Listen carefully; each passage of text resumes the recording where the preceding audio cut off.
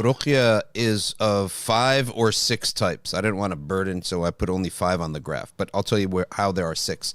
You could possibly do Ruqya with 6 different things. And when people read the hadith of the Prophet sallallahu alaihi wasallam, Ruqya, amulets, and things that are hung are shirk.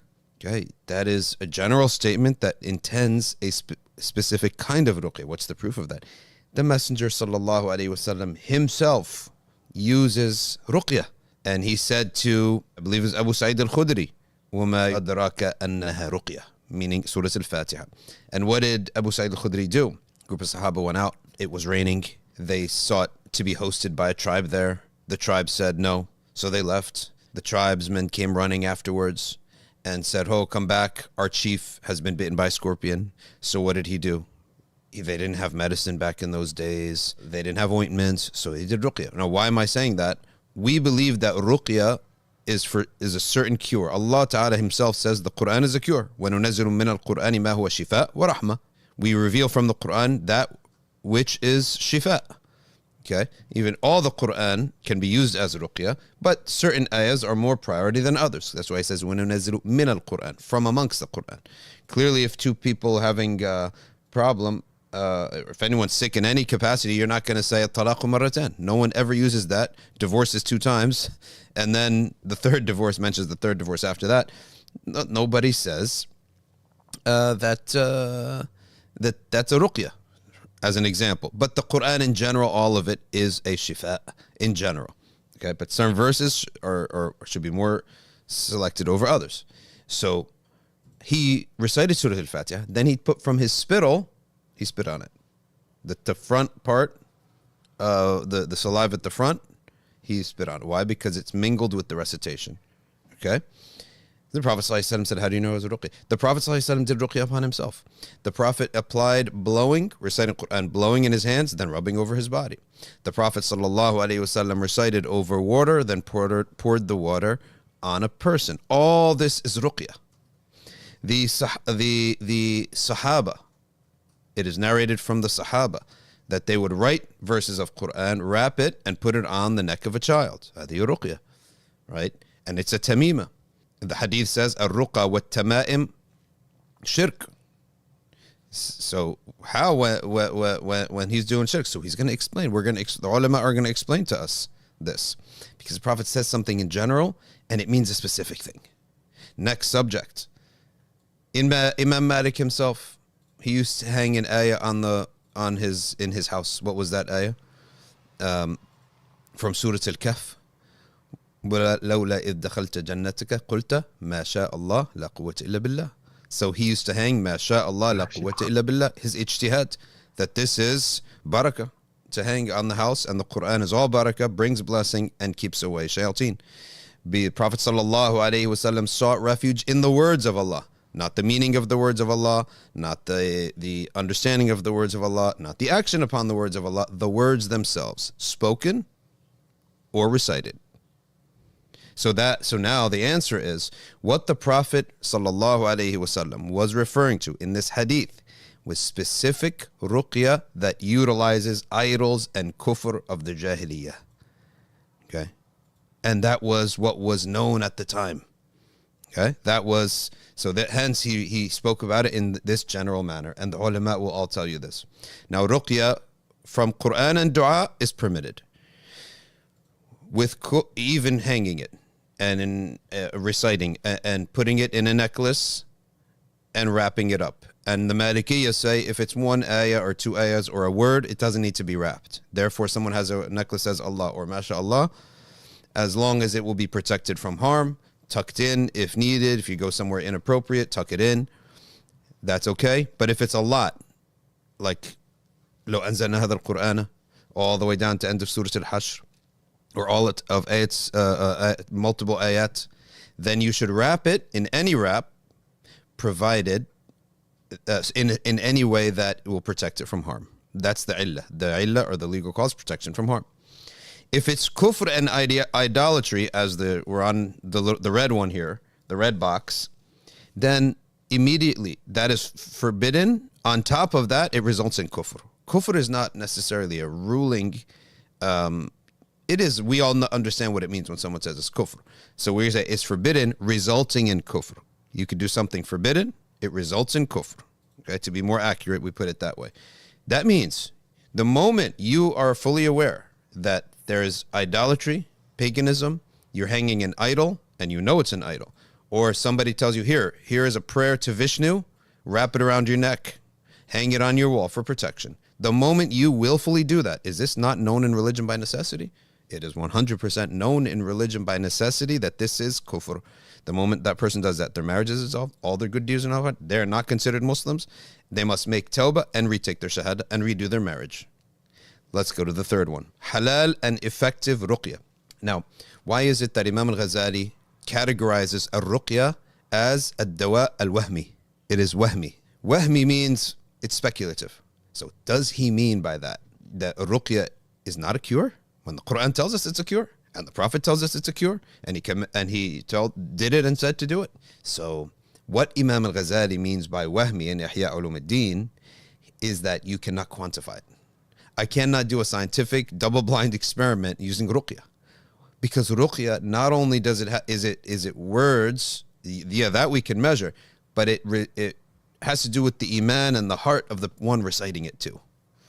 So if it's just words, then whether a prophet does ruqya or a regular person does ruqya should be the same.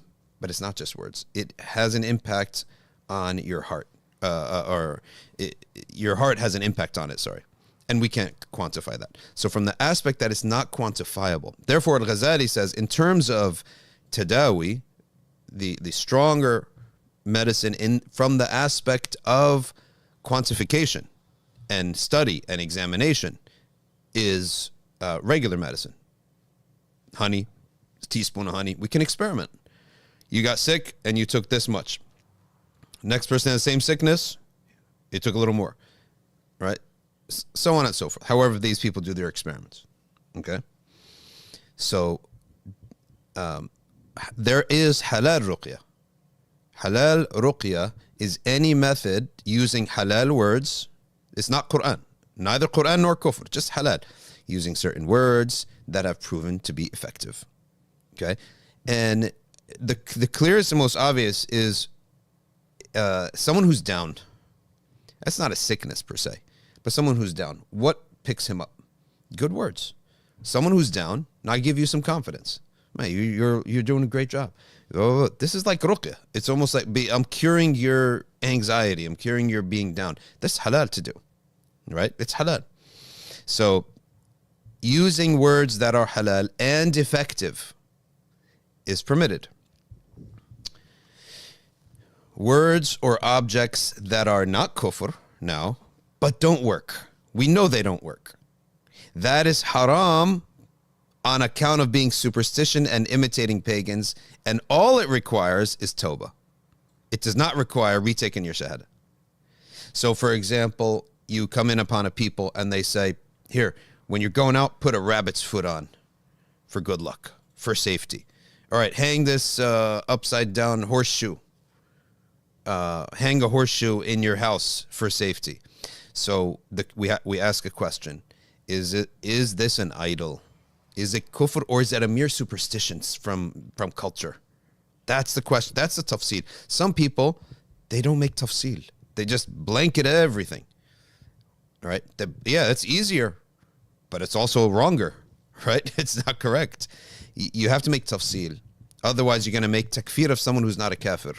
So if somebody says, take this, it's halal, it's just a rabbit's foot. And they have a belief about it. But it's not an idol, and it's not kufr. So we say about it, we're not making takhfif of it. Just to say something is not kufr, does that mean it's not haram? Zina is not kufr. So when I say, hey, zina is not kufr, zina is not shirk, if a person takes that and says, oh, you're saying it's halal, then you don't have a brain. Astaghfirullah, I'm sorry to say that, but you don't know how to listen. You shouldn't take it it's not by emotion. It's by the words. It is haram to do superstition in Islam. It's more haram to pay for it. It's haram to charge for it. All of it's haram.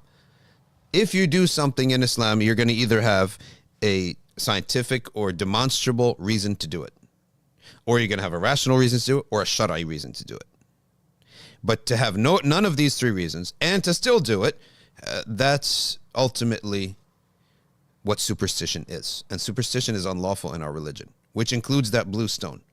Which, as I said earlier, any of these things, if you go and show, oh no, it's actually an idol in the Native American tribe, it's an idol in the Anatolian tribe, it's an idol amongst these people, then it shifts. Because you rule upon something based on what you know about it, right? Secondly, then you have that which I didn't include here, but it's in the middle, which is something some people say it works and some people say it's superstition. And if you're trying, by the way, valid ruqya, you can charge for it. The Sahabi charged for it. Valid halal ruqya. That means you want someone to come to your home, drive over there while you're sick, do a whole recitation upon you, take an hour out of his day. He can charge you for that, right? The Sahabi, Abu Sa'id al-Khudri, charged for that. All right, let's get back to this. Between the halal and that works and the halal that doesn't work. In that case, they haven't decided yet what it is, right? And if you're just trying it to see if it works as medicine, you can try it. Now we get to the final category, unknown words and objects. Unknown words and objects, we go by the fatwa of Imam Malik on that. It could be kufr, therefore is haram. And the later books, they made a tafsil on that. That would take us to 7 categories. Unknown words and objects that are proven to work. So Ibn Arafah on the Malikiyah, he says anything that is proven to work cannot be kufr, because Allah will not heal sicknesses with kufr. That's his ijtihad. Malik said mutlaqan, absolutely, whether it's proven to work or not, we don't use it because it could be kufr.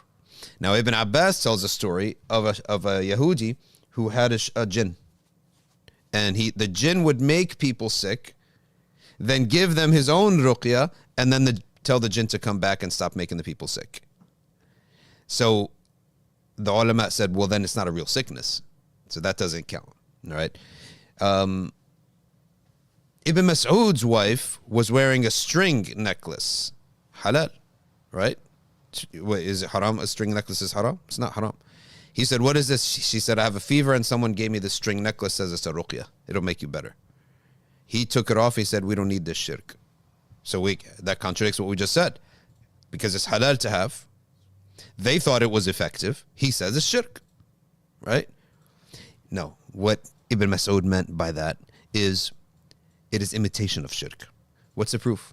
If it's shirk, then she committed shirk, then he would have to retake her shahada and redo their marriage, and which he didn't do. Okay? They would have to be tafriq between them right away. You can't even touch her at that point. They can't take it off her necklace. She's a mushrik at the spot, right? We all know the Buddha and the cross is a symbol of another religion, right? You walk into your house, this is not going to happen. We're talking hypotheticals. Inshallah, it never happens. You walk into your house and you one of your family members has now, let's say your wife has a Buddha on. You got to lower your gaze. On the spot, you got to lower your gaze. People don't understand remember the other day we said some people think shirk just means bad, right?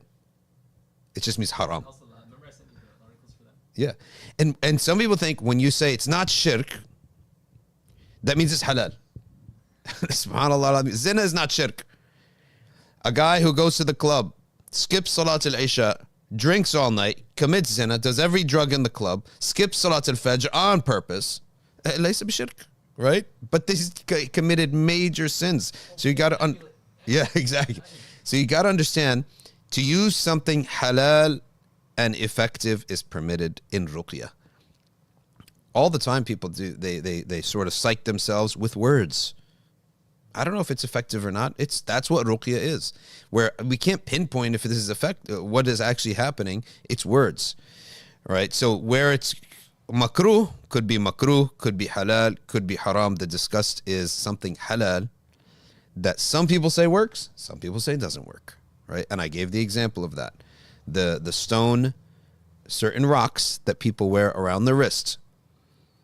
It's not scientifically proven whether or not it actually absorbs moisture and decreases arthritis pain or not, right? We can't say it's scientific. Therefore, it's within the realm of ruqya. Anything that is not scientifically studied or cannot be scientifically studied will enter the realm of ruqya. At that point, that culture, through trial and error, will come to an agreement, over time a consensus, whether or not it actually works, right? Or it doesn't work. Here's the thing. All of what we're discussing is with the assumption that all power is with Allah subhanahu wa ta'ala. He is the only doer of things. The real doer of things. We're talking about tasabbub. Permissible tasabbuban. All right? Tasabbuban is the question. Tasabbuban means taking it as a means. For all of these things, for every single one of these things, if you believe that thing has absolute power, that itself is a whole nother subject, and that would be shirk, kufr billah.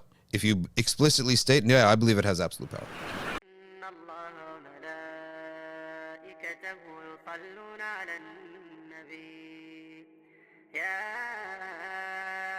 الذين آمنوا صلوا عليه وسلموا تسليما